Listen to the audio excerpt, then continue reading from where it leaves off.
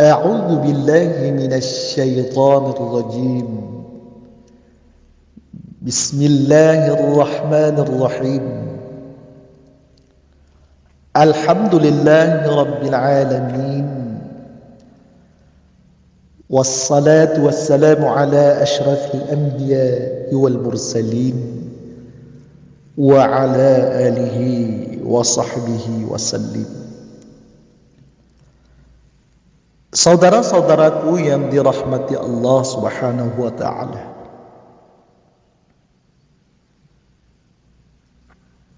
Dalam kita menceritakan tentang jenis-jenis najis, pembahagian najis secara umumnya dibahagikan kepada 3 bahagian. Yaitu yang pertama, najis mukhaffafah, yaitu najis ringan. Yang kedua, najis mutawassitah, yaitu najis pertengahan. Manakala yang ketiga, najis mughallal, yaitu najis berat. Saudara-saudaraku yang dirahmati Allah, najis mukhaffafah iaitu air kencing kanak-kanak lelaki yang masih belum berumur 2 tahun, yang tidak makan apa-apa kecuali susu ibunya sahaja.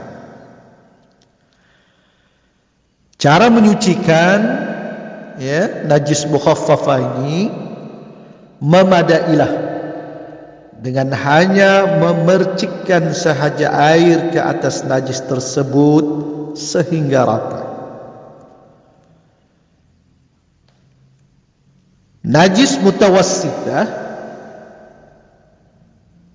atau najis pertengahan ialah selain daripada najis mukhaffafah dan mughallazah,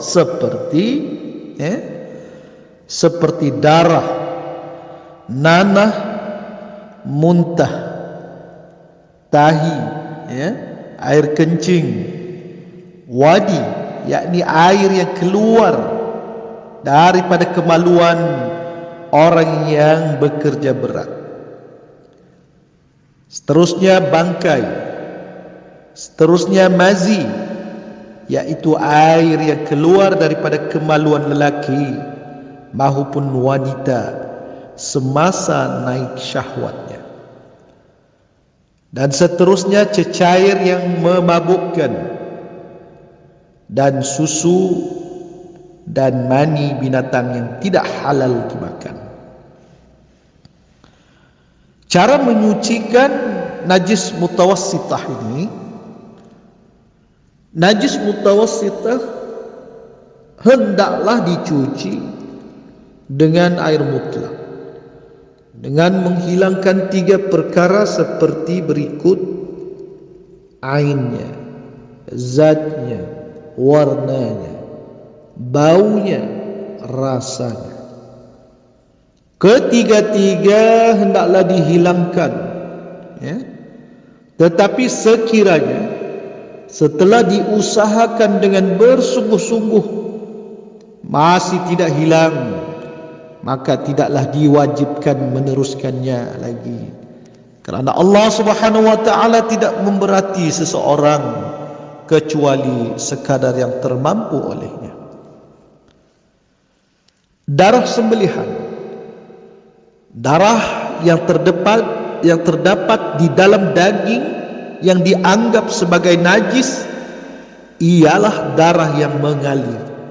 Sekiranya tidak mengalir, darah itu tidak dikira najis. Umpamanya, bagi binatang sembelihan, darahnya masih mengalir, tetapi darah yang masih berada di dalam daging yang tidak mengalir setelah binatang disembelihan tidak bernyawa lagi, makanya tidak dikira najis. Darah ikan tidak najis, ya, tetapi tahinya, ya, adalah najis jika ikan tersebut bersaiz besar.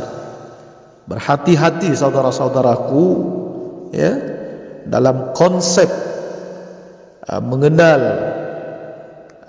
berkaitan dengan najis, ya. Manakala yang ketiga yaitu najis mughallazah. Najis mughallazah ini ialah najis berat, yaitu najis babi dan anjing. Segala perkara yang ada hubungannya dengan kedua-dua binatang tersebut seperti tahi, kencing, daging, kulit dan sebagainya dikira sebagai najis mughallazah. Ini termasuk juga anak yang lahir salah satu daripadanya. Saudara-saudaraku yang dirahmati Allah, dan cara menyucikan najis mughallazah ini, apabila seseorang terkena tahi atau tersentuh kulit binatang tersebut, hendaklah ia membasuhnya sebanyak 7 kali. Salah satu daripada 7 basuhan itu, hendaklah air yang dicampurkan dengan tanah. Sebelum itu, hendaklah dihilangkan 3 perkara sebagaimana yang telah diterangkan dahulu, yaitu warna, bau dan rasa. Ya. 1 kali air tanah, ya, dan 6 kali air bersih. Saudara-saudaraku yang dirahmati Allah Subhanahu wa ta'ala, menyentuh anjing dan babi, menyentuh kulit anjing yang kering dengan tangan yang kering tidak dikira najis. Apabila salah satunya basah, maka dikira najis. Tetapi hal ini berbeza dengan babi. Kulit babi yang disentuh tetap dikira najis walaupun kering.